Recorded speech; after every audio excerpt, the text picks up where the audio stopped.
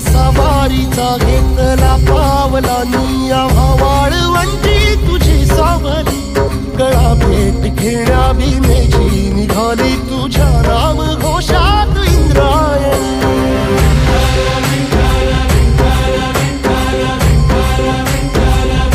भिडे आसमंती ध्वजा वैष्णवांची उभी पंढरी आज नानावली तुझे नाव ओठी तुझे रूप ध्यानी जीवाला तुझी आस गा लागली